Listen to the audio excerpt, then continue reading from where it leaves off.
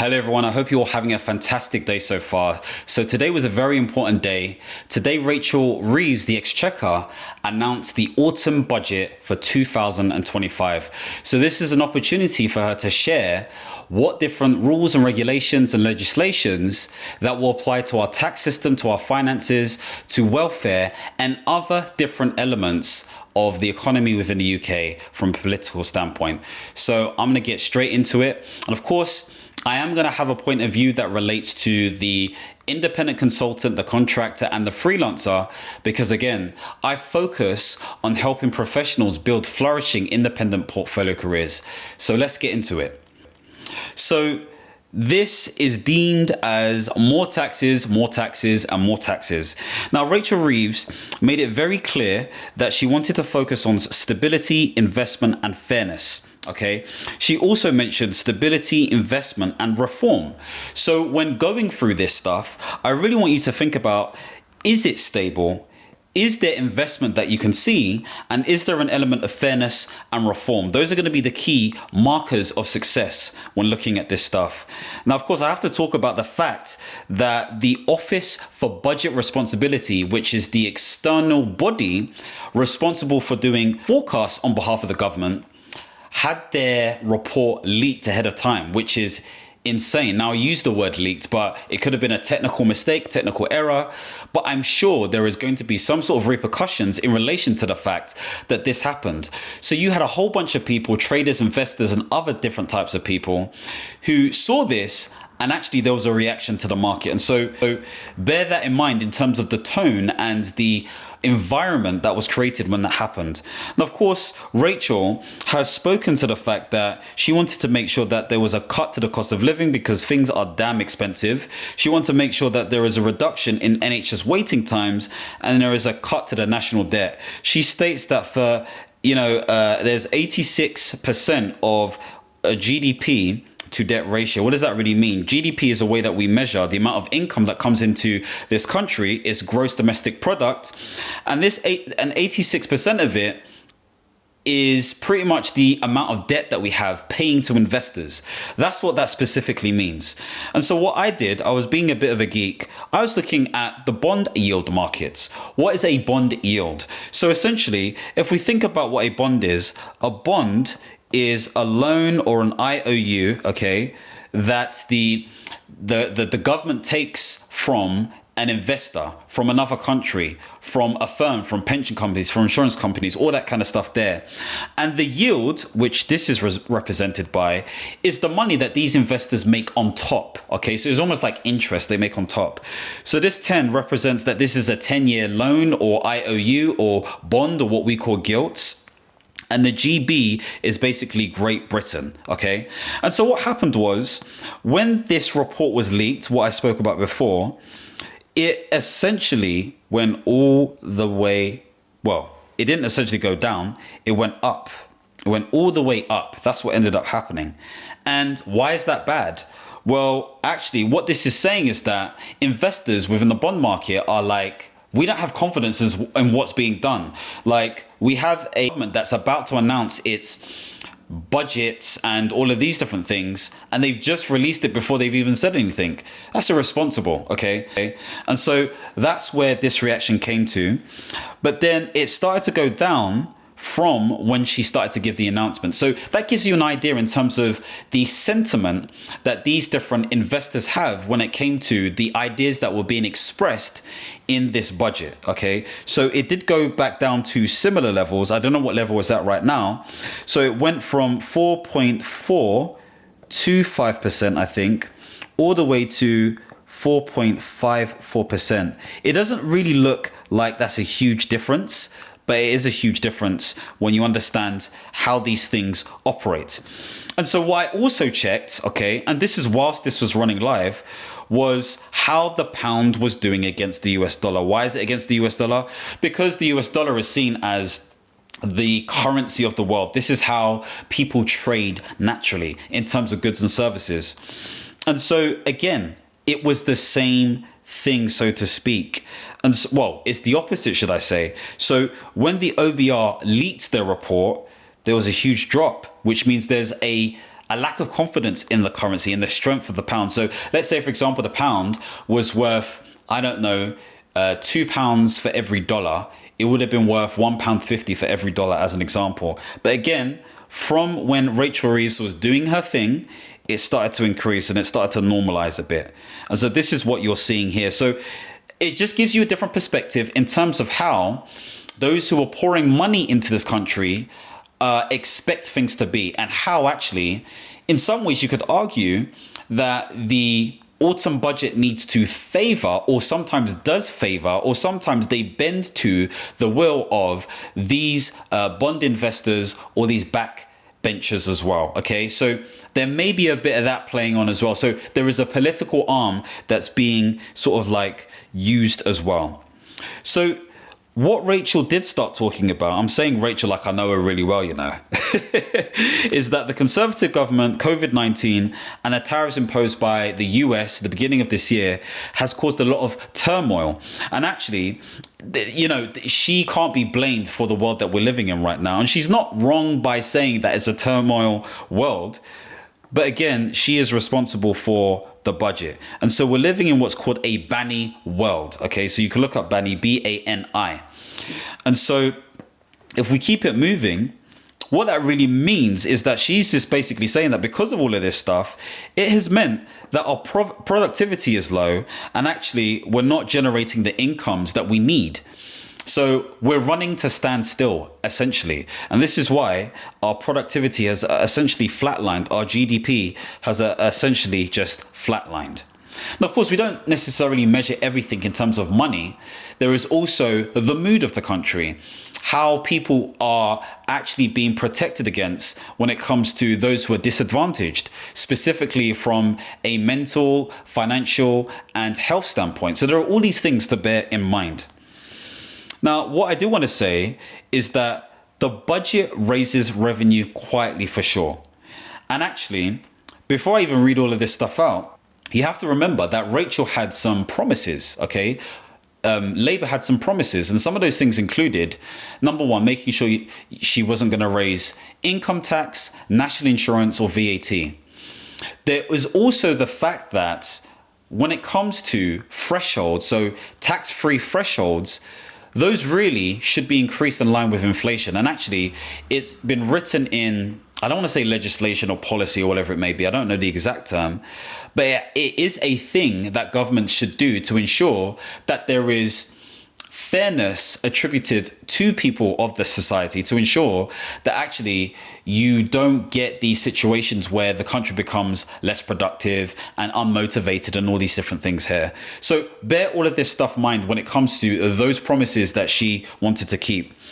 Now I've got here that the budget raises revenue quietly, and consultants, contractors, and high income earners shoulder the load. Now, it's funny because I've made a clear distinction between consultants and contractors and high income earners. So the thing is, consultants and contractors are what are known as Henrys, most of them at least anyway. So these are high earners, not rich yet. This is why I differentiated the two. And what I've also focused on the fact is that there are key themes. Number one, there's a focus on welfare support. So typically where there is a focus on welfare support, there's an increase in taxes. Number two, there's a focus on business support, which is a good thing. This is not a bad thing at all. And I'm not saying welfare support is not a good thing. And number three, sharing the load, making sure that others contribute. It's not just the high income earners, it's also some of these people too. And you'll see what I mean in a second. And so when we come to the income tax thresholds, these will remain the same. These are going to remain exactly the same. And when it comes to Plan 2 student loans, they're going to remain the same for the next 3 years or so. So what this really means is, because inflation is a thing, and because you are ambitious professionals, you're going to get new jobs, you're going to get new contracts, you're going to get new opportunities. And what that means is you're actually going to pay more in taxes when it comes to that stuff, because there is this thing called fiscal drag. You've heard it so many times before, or I think they call it a stealth tax, so to speak. It means that all you need to do is keep the thresholds the same, and bank on the fact that people are going to generate more money or make more. And actually, you would have heard her say, and other people say, that actually, wages have increased, and per person working, people are making more money. That is true. But what is also true is that the unemployment rate has been increasing every single month. And actually the numbers are getting worse. And so you're getting a smaller amount of people who are working and making more, but that doesn't account for the rest of the country. So play on words here. This is why it's really important to know the numbers as well. And so with that in mind, we move on swiftly. There's also dividend tax. So for those of you who don't understand what dividend tax is, every single time, I get paid into my limited company, or an outside of IR35 consultant gets paid into their limited company, essentially what happens is the money goes in and there are certain taxes that are apportioned. So if you earn over £90,000, then VAT needs to be paid on a quarterly basis. If you make up to £50,270, then you pay 8.75% in dividends tax. This is another way of saying when you take money out of your business account, 8.75% of that money needs to be given to HMRC. So for example, if I take out, let's say for example, I don't know, £1,000, roughly £100 needs to be given to HMRC, roughly 10%. And so the sensible thing to do is to always apportion 10% into, let's say, for example, an ISA as an example, so that you can go and pay that money to HMRC while still making money on top of that. Again, I'm not an accountant or a financial advisor, but of course you can speak to the right professional, qualified individuals who can help you in the right way, okay? I'm just giving you the principles behind it. And so what's being said here is that every single time you take money out now, up to £50,270, you're not going to be paying 8.75% on that money you take out. You're going to be paying 10.75% instead. So rather than putting away 10% just in case, I'm going to be putting away 12% just in case, because that makes sense. Again, for anything above the £50,270, it's going from 33.75% to 35.75% instead. So bear all of this stuff in mind. The additional higher a dividend tax rate is unchanged. So what this really means is the classic low salary, high dividends approach is going to be much less tax efficient. What does this really mean? So if you, again, earn a certain amount over £50,270, what would typically happen is you will become a salaried company and you will take advantage of the £12,570 tax-free allowance. And then you will still obviously pay, your PAYE taxes on top of your dividends tax. Of course, there are other ways in which you can be more tax efficient, but talk to your accountant for more information on that. So hopefully that makes sense. You're being taxed more to draw your money out into your personal account. So the other thing to note is if you are a property investor and you have property, again, these are the different bandings in terms of what you'll be taxed based on what you generate from property income. So 22% for anything up to 50,270, 42% for anything between 50,271 to 125,140. So it's the same income tax thresholds as anything else. And 47% for anything above 125,140 pounds. So they've added 2% on top of what it was before. That's essentially what's happened. And that's starting from April 2027. So what does this mean for landlords? Let's be real. You're just going to charge more. You're going to charge more. And for those people who are renting, you're going to suffer more. So there's going to be even more of a squeeze. So again, this is another thing to bear in mind when it comes to property income, property taxes, and how it affects the rest of the country. And so when we keep it moving, we move on to savings income. And some of you may be like, I didn't know that you got taxed on savings income. Well, you do. But the way to explain it is, if you earn interest on your savings, let's say, for example, you saved £100,000, and of that £100,000, you make 1% interest on top of that. So you make £1,000. Now, if you make £1,000, you'll be taxed 22%, because that £1,000 popped out from nowhere, so to speak. It's your interest on top of that. And so with that in mind, what they're saying here is, for that £1,000, and let me get my pen, I was stalling there. So you've saved 100K, okay? And then you've made an interest of 1K. So the 22% on top of that is you're taxed £220. And what you're left with is £780. That's what you're left with. And so again, for the different sort of like amounts that you make, you'll be taxed on top of that. Now, of course, if you don't make that much money, so to speak, okay, and you make £17,570 or less, then £5,000 worth of interest on top of your savings is tax-free. You're not taxed on top of that, okay? So just bear in mind, when you start making, again, £1,000, okay, in terms of interest, you'll be taxed your 22%. So this is 22%. This relates to your 42%. So £500 is the higher tax rate. You'll be taxed 42%. And for the additional rate, it's £0 for that specifically. So hopefully that makes sense. Again, talk to your accountant for more information in relation to that. When it comes to your ISA, interesting. So they weren't clear about what this was.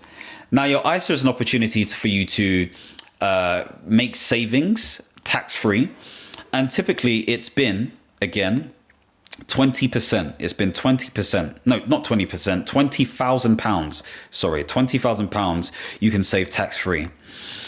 And so what they're basically saying is, unless you're over 65, when it comes to your cash ISA, you can only save up to £12,000 and it will be tax-free. But your stocks and shares ISA remains up to £20,000. There's also going to be something introduced for new first-time buyers. Okay, there's going to be a new ISA coming in 2026. So what does this really mean? It feels like they're trying to incentivize individuals to invest in stocks and shares.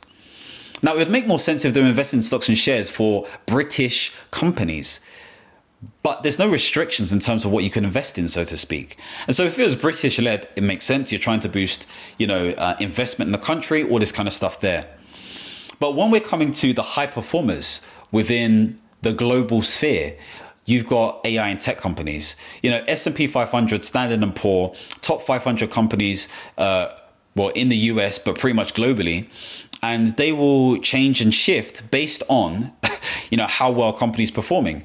Now, I think it's 40% of all performance is generated by the top 7, the magic 7 companies that exist. That is Alphabet. You're going to see Nvidia, Tesla. Who else is there?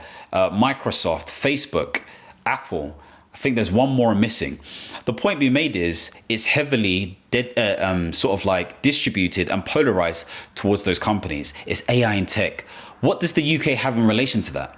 I know they say we're third in the world when it comes to that stuff, and actually there are more initiatives in relation to AI and tech, but we're not there yet. And so when we think about the companies that exist in the UK, it will take some time before we even catch up with what the US are doing and what China are doing. I think the US are investing 500 billion of some sorts into their AI infrastructure, especially when it comes to their government data and information. It's insane. So this is the type of money we're talking about. We don't have the same setup or situation within the UK. So this is all to say that actually the ISA is largely the same, apart from the cash ISA. For those who are under 65, they can only contribute up to £12,000. So again, bear this in mind. You've also got, and I want to make sure I've covered everything. This is it, corporation tax. So corporation tax remains unchanged. So again, it's between 19 to 25%. There's a bit of a sort of like tapering or a climbing scale. So up to £50,270 is 19%. After that is between, I think it's 20% to 25%. And then again, £250,000 is 25%. So again, this is unchanged. Nothing has changed here at all. Now, I will be talking about the fact that there is more capital investment in the NHS, those £300 million. And of course, in relation to sort of defence, there is a promise to make sure that 2.6% is of our GDP, so gross domestic product, is attributed to defense spend. And this is a NATO promise. So this is I wouldn't say a global thing, but NATO is the Northern Transatlantic Organization. Again, you could check the right sort of like nomenclature when it comes to that stuff. There is also funding towards infrastructure, so that's still heavily being funded. So let's keep it moving. When it comes to salary sacrifice, so essentially this is the opportunity for individuals to essentially reduce their income in order to save on taxes, to essentially make more, so to speak. Of course, this affects our pension and other things as well. That they're pretty much saying that you will only get up to £2,000 per year of salary sacrifice when it comes to this stuff. What does this mean? It means invariably you're going to be paying more taxes if you are specifically an inside of IR35 contractor or a high income earner. Is one or the other. And again, why is it for inside of IR35 contractors? Because a lot of agencies do this naturally or organically when it comes to the contractors that they have in their books. So again, it means that more tax is being paid. So again, you're going to have to speak to your umbrella company or PAY company or whatever it may be who manages this stuff and see how it will affect you. But this will affect you from 2029 onwards. Okay, so this is mainly for high earning individuals who usually do this type of thing. Now, it's hard to say what high earning means in this instance. I want to just clarify that. And that could be somebody who's typically deemed as someone who's on a day rate, but they're also working people, because again, 5 to 6 million people within the UK are self-employed, are sole traders, are small business owners. And a lot of those individuals are inside of IR35, outside of IR35, whatever you may be. I think I saw a stat a couple of years ago saying that contractors make up roughly 30 odd percent or 25% of the working force, so to speak. And so they're in that gray area. Even IR35, that's a gray area, so to speak. The Inland Revenue 35 legislation, the thing that deems whether you are paying PAYE tax or whether you're truly a business owner based on these 5 or 6 different conditions that the government had set, or HMRC had set. And so next we have a surcharge tax on properties. Okay, so if your property is worth anywhere between 2 to 5 million pounds, from April 2028 there will be a surcharge, an annual charge of £2,500 each year. Wow, insane. What if you inherited this property, and let's say you don't have a mortgage on it anymore, but you're just living there, and actually your expenses are low. Some people may say, boo-hoo, you're still in a mansion. But again, it would be interesting to see who this accounts for and who it doesn't account for.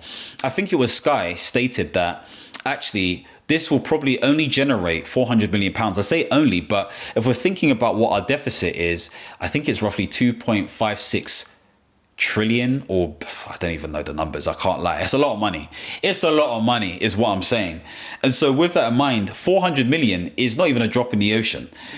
And so is this to make a point, to make sure that people understand that Rachel Reeves is essentially trying to spread the load as she best sees fit? Again, for those who make over 5 million, it'll be 7,500 per year in terms of the surcharge. And of course, this affects under 1% of properties within the UK. So very minimal revenues. You could argue strong political optics here, just to make sure there is a certain element of maybe ensuring that certain people are happy, so to speak. Again, it also comes down to votes and all of that kind of stuff there as well. There is also going to be charges, okay, when it comes to electric vehicles. Now, I remember a time where they were like, oh no, there'll be no tax on electric vehicles, blah, blah, blah, blah. All of that kind of just there. That's out the window. Of course, that wasn't the same government. So with this in mind, what they specifically said was electric cars and plug-in hybrid cars. Now, I have a petrol hybrid. And so with that in mind, I'm guessing it's not included. I don't know. I haven't seen anything about it. Maybe I need to check the online budget statement.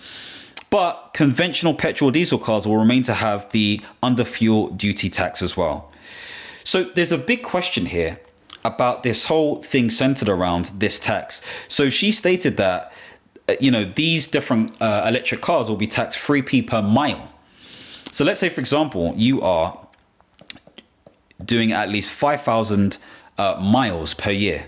If you times that by 3p, then you've got, again, let's cross this out, £150. I think it's £150. Have I got this right? I don't know.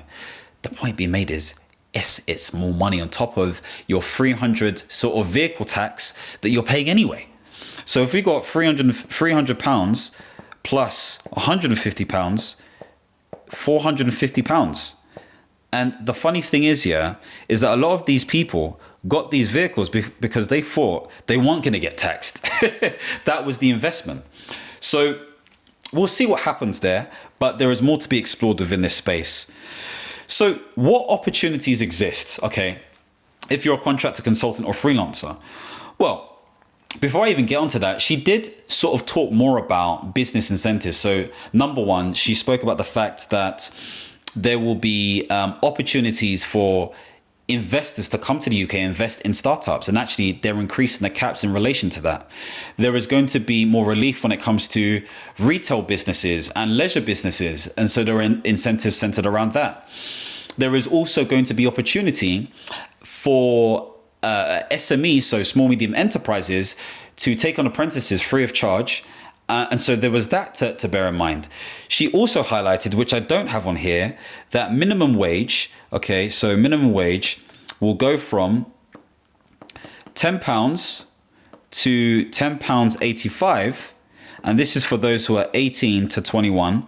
And then for those who are 21 plus, it's going to go from £12.21 to £12.71.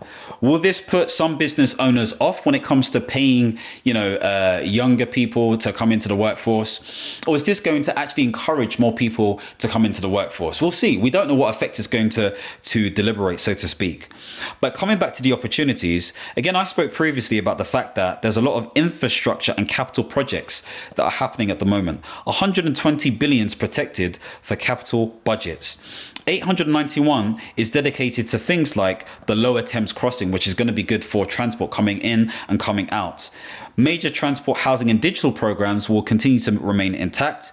There's always going to be investment in the NHS, so NHS transformation. And of course, if you look at all of the different public sector bodies within the UK, the NHS or healthcare has received the most funding since the 90s. And actually, things like construction and social care has kind of dwindled, so to speak. Administration and also education have also received good funding, although there is an argument to be said that education could get much more money as well. She also stated that 13 billion is going to be given to 7 mayors. Okay, so it's going to be devolved to them, focused on competencies and skills, business support and infrastructure. Again, business pops up again. So again, these are opportunities when it comes to them needing consultants or contractors via tendering portals or procurements, or gentleman agreements, maybe even training and workshops to provide these sort of skill developments. There's going to be more pumped into these spaces. There's going to be local growth strategies. So again, consulting demand increases, but of course, she spoke about AI. And what she noted is that in Wales, there's going to be another home for a hub for AI initiatives and incentives. There wasn't details on that, but there was some talk on semiconductors and support for cluster development as well. So all in all, what does this really mean for you as the portfolio careerist, the person who is an independent consultant, a contractor, a high earner, somebody who's trying to be a high earner? Well, this means that, number one, when it comes to dividend tax, that's increasing. When it comes to interest and savings, that's increasing. When it comes to property investors' income, that's increasing. When it comes to high value homes, you're going to get a surcharge, so a wealth tax. Salary sacrifice is capped at £2,000 per year, so your taxes are increasing there. There is a stealth tax rise, or fiscal drag, as they say. That's another way of saying the tax-free allowance is staying the same, but that's with the caveat that we have inflation and that people generally get better jobs as they move throughout life. And there is a new EV mileage tax on electrical vehicles and plug-in electric vehicles, hybrid vehicles as well. So that's everything in a nutshell. There is a higher demand for, again, NHS transformation. I'm also going to say defense as well. So defense initiatives, infrastructure, AI and digital, and local government growth plans when it comes to skills, business support, and other incentives as well. So the bottom line is your tax bill is rising for sure. That's definitely going to happen. It does affect working people. It doesn't just affect the very rich. And of course, there is also going to be demand for new skills. So what does this really mean? This means you need to make more money. It's that simple. That does help the country, but that also means that helps you have more of a buffer, so to speak. Now, some people may say, I want to run away from money because at the end of the day, I'm going to get taxed more anyway because I'm not in that income bracket.